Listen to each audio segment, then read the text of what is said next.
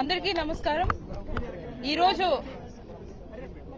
State women commission దగ్గరికి మాజీ మంత్రివర్యులైన అమర్నాథ్ గారికి తోడుగా అండగా ఇంతమంది మహిళలు రాష్ట్రంలో ఇంతమంది మహిళలు సపోర్ట్ గా వచ్చారు అంటే దానికి అర్థం ఈరోజు అమర్నాథ్ గారు ఎటువంటి తప్పు చేయలేదు అని చెప్పి స్పష్టంగా తెలుస్తుంది. ఒక డెమోక్రసీలోని రూలింగ్ పార్టీకి అపోజిషన్ పార్టీకి ఎప్పుడూ ఉంటుంది క్వశ్చనింగ్ అండ్ దానికి ఆన్సర్ ఇవ్వడం కూడా కామన్ గా జరిగే పని. ఇది కొన్ని డెకేడ్స్ గా వస్తుంది. అయితే ఈరోజు మరీ ఇంత దారుణంగా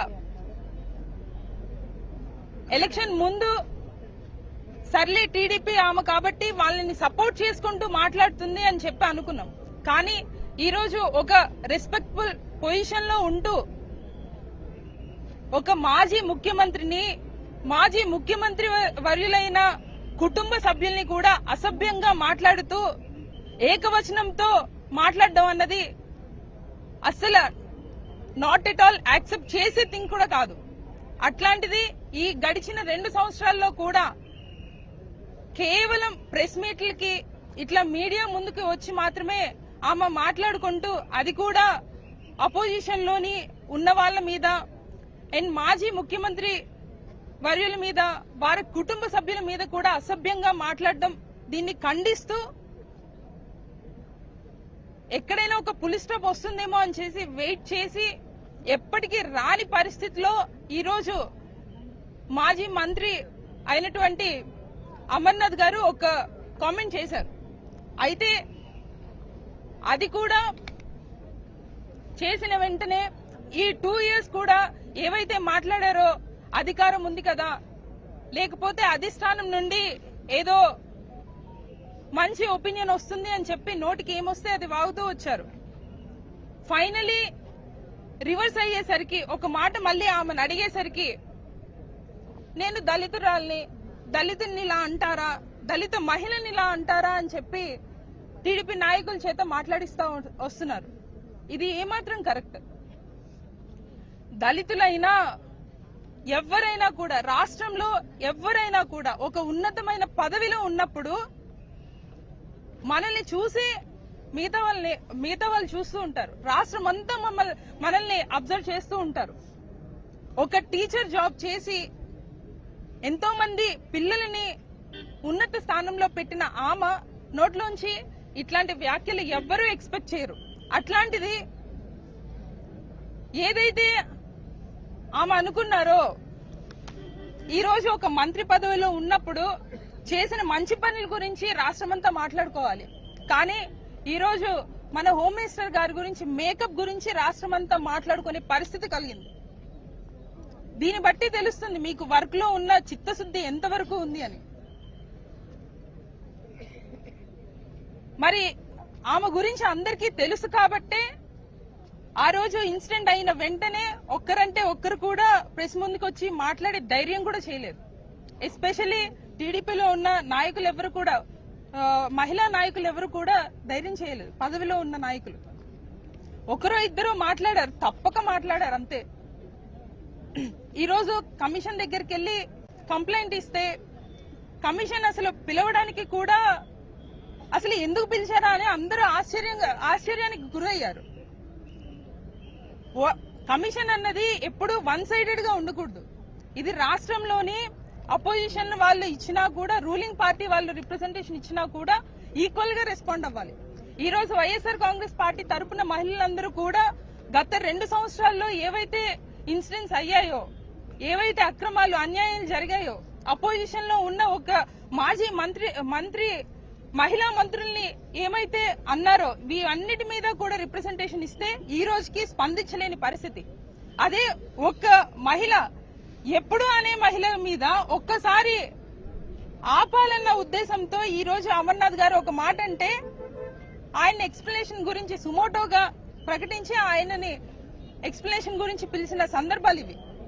రాష్ట్రం ఎటువైపు వెళ్తుంది అని చెప్పి ఈ మీడియా ముఖంగా ప్రశ్నిస్తున్నాం. ఈ రోజు వైఎస్ఆర్ కాంగ్రెస్ పార్టీ తరఫున మహిళలందరూ కూడా వచ్చాము, మహిళలందరూ కూడా అమర్నాథ్ గారు వెంట ఉన్నాము అంటే దానికి అర్థం ఆయన ఎటువంటి తప్పు చేయలేదని చెప్పి ఈ సందర్భంగా తెలియజేస్తూ ఈ రోజు కమిషన్ లో పిలిచినప్పటికీ కూడా 3 o'clock అన్నారు, కానీ ఇప్పటి వరకు కూడా విచారణ గానీ లేకపోతే ఎక్స్ప్లెనేషన్ గానీ తీసుకోలేని పరిస్థితులు ఉన్నాయి. ఇది కేవలం రాజకీయంగానే ఇవన్నీ చేస్తున్నారని, ఇవన్నీ కూడా కేవలం డైవర్టెడ్ పాలిటిక్స్. ఈ రోజు వైఎస్ఆర్ కాంగ్రెస్ పార్టీ ఎట్లాంటి కార్యక్రమం పెట్టినా కూడా అది సూపర్ డూపర్ హిట్ అవుతుంది. దానికి ప్రజలందరూ కూడా ఎక్కడ సపోర్ట్ చేస్తారో అని చెప్పి చెయ్యకూడదు అన్న విధంగా ఈ రోజు దాన్ని డైవర్ట్ చేద్దామని చెప్పి ఇట్లాంటి కార్యక్రమాలు పెట్టుకొని కమిషన్ ద్వారా ఇలా పిలిపించుకొని ఇవన్నీ చేస్తున్నారని చెప్పి తెలియజేస్తున్నాను. కాబట్టి రాష్ట్ర ప్రజలు చూడాలి, గమనించాలి. ఇట్లాంటి పార్టీని మళ్లీ రూలింగ్ లోకి తీసుకుని వస్తే సేమ్ ఇదే పరిస్థితులు ఉంటాయి. రాష్ట్ర భవిష్యత్తును పక్కన పెట్టి మేకప్ల మీద నడుస్తా ఉంటాయని చెప్పి రాష్ట్ర ప్రజలందరూ కూడా గమనించాలి. వచ్చే 2029 కి దీనికి ఫుల్ స్టాప్ పెడుతూ వైఎస్ఆర్ కాంగ్రెస్ పార్టీని సపోర్ట్ చేసి గెలిపించి జగన్మోహన్ రెడ్డి గారిని సీఎం చేసుకుంటేనే ఈ అరాచకాలు, అన్యాయాలు అన్ని కూడా ఆగి మహిళలకు గౌరవం ఉంటుందని చెప్పి తెలియజేస్తూ సెలవు తీసుకుంటున్నాను. ఇంకో ముఖ్యమైన విషయం అండి, ఇప్పుడు అమర్ గారిని అసలు ఎందుకు పిలిచారు మీరు? అతను ఏమైనా అనిత గారి లాగా తల్లిని గురించి నీచంగా ఏమైనా మాట్లాడారా? లేదా వాడు వీడు అంటూ ఏమైనా మాట్లాడారా? లేదంటే నంగనాచి ఇలాంటి వర్డ్స్ ఏమైనా అమర్ గారు మాట్లాడారా? ఏమీ మాట్లాడలేదు కదా. ఇవన్నీ మాట్లాడిన అనిత గారిని ముందు విచారించాలా, అమర్ గారికి విచారించాలా? మిమ్మల్ని ఈ రాష్ట్ర ప్రజలనే ప్రశ్నిస్తూ ఉన్నాను. అలాగే నా పక్కనే ఉన్న హారిక గారు ఉన్నారు. మనం చూసాం ఆ రోజు తెలుగుదేశం పార్టీ గోండాలు ఏ విధంగా ఎంత దౌర్జన్యంతో ఆమె మీద దాడి చేయడానికి ప్రయత్నించి కారులో ఉంటే కారుని పూర్తిగా డ్యామేజ్ చేసిన పరిస్థితి. మరి ఇప్పుడు ఈ మహిళా కమిషన్ ఏమైంది ఆ రోజు? ఎందుకు ఆ రోజు సుమోటోగా కేసు నమోదు చేయలేదు? బండ బూతులు తిట్టారు ఒక మహిళను పట్టుకుని, ఒక జిల్లా ప్రథమ మహిళ, ఆవిడ జడ్పీ చైర్పర్సన్ గా ఉన్న మహిళ. మరి ఎందుకు మీరు సుమోటోగా కేసు తీసుకొని విచారించలేదని మిమ్మల్ని అడుగుతూ ఉన్నాను. కనీసం కేసైనా పెట్టారా? ఆ రోజు ఆవిడ ఎంత బాధపడ్డారు. అలాగే తీసుకుంటే గంగాధర్ నెల్లూరు జిల్లా వైఎస్ఆర్సీపీ కోఆర్డినేటర్ అయిన కృపాలక్ష్మి గారిని ఆ నియోజకవర్గ ఎమ్మెల్యే ఎంత దారుణంగా నీచంగా మేకప్లు అంటూ మాట్లాడిన విషయం ఈ రాష్ట్ర ప్రజలు ఎవరూ మర్చిపోలేదు. మరి అప్పుడు ఈ మహిళా కమిషన్ చైర్పర్సన్ ఏమయ్యారు? అంటే మీ తెలుగుదేశం పార్టీకి చెందిన మహిళలా? మిగతా వాళ్ళు మహిళలు కాదా? అసలు మహిళా కమిషన్ అనేది మహిళలకి అన్యాయం జరిగినప్పుడు లేదా వాళ్ళ మీద అఘాయిత్యాలు జరిగినప్పుడు పోలీసులు గాని ప్రభుత్వం గాని స్పందించకపోతే అప్పుడు వాళ్ళు కేసులు తీసుకుంటారు, వాళ్ళకి అండగా నిలబడతారు. మరి ఇప్పుడు హోంమంత్రి అనిత గారి గురించి కదా మీరు సుమోటోగా తీసుకున్నారు. ఆమె హోమ్ డిపార్ట్మెంట్ ని లీడ్ చేస్తూ ఉన్నారు. ఆమె ఎందుకు డైరెక్ట్ గా కేసు పెట్టలేకపోతున్నారు? ఎందుకంటే ఆవిడ ప్రతి సందర్భంలో కూడా తప్పుడు వ్యాఖ్యలు చేశారు కాబట్టి, ఆవిడ్ని అందరూ అడిగి చీకొడతారు కాబట్టి ఆవిడ తన డిపార్ట్మెంట్ లో కేసు పెట్టలేని పరిస్థితులు ఈ రోజు ఉన్నారు. ఇప్పుడు రాజకీయ ఎజెండాతో ఈ మహిళా కమిషన్ అనేది ఈ విధంగా అమర్ గారికి నోటీసులు ఇచ్చి విచారిస్తూ ఉండే పరిస్థితి. దీన్ని ప్రజలు హర్షించరనే విషయం తెలుసుకోవాల్సిందిగా కోరుతున్నారు.